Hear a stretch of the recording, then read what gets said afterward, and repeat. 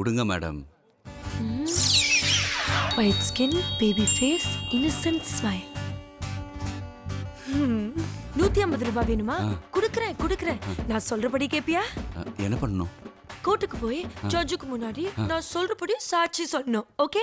ஐயோ, எனக்கு பெங்காலி பாஷை தெரியாதே. Just miss.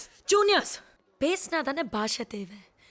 இப்போல இருந்து நீ ஊமையா நடிக்க போற. எப்பெல்லாம் நான் என் கையை நெத்தி மேல வைக்கிறேனோ அப்பெல்லாம் நீ ஜட்ஜை பார்த்து டிங்கு டிங்கு டிங்குன்னு தலை ஆட்டணும். ஓகே? பண்ணு பார்க்கலாம். நெத்தில கை வைக்கல madam. பின்றா. Once more.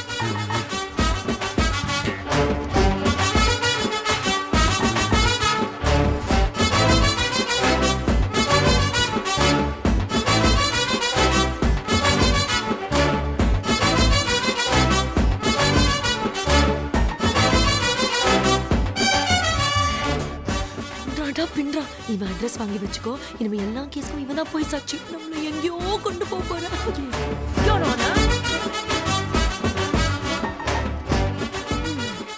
I rest my case, Your Honor. Objection, Your Honor. Bonjour. Extraordinary. வாய் பேச முடியாத ஒருவரை சாட்சியாக நிறுத்தி இந்த வழக்கை திறம்பட வாதாடிய ஸ்வேதா அவர்களுக்கு என்னோட பாராட்டுகள்.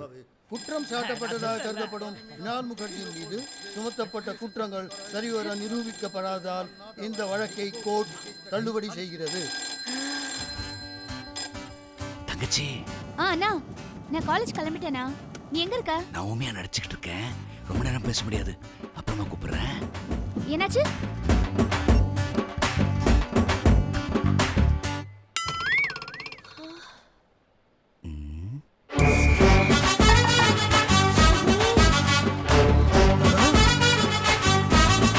What the hell have you done? You stupid girl!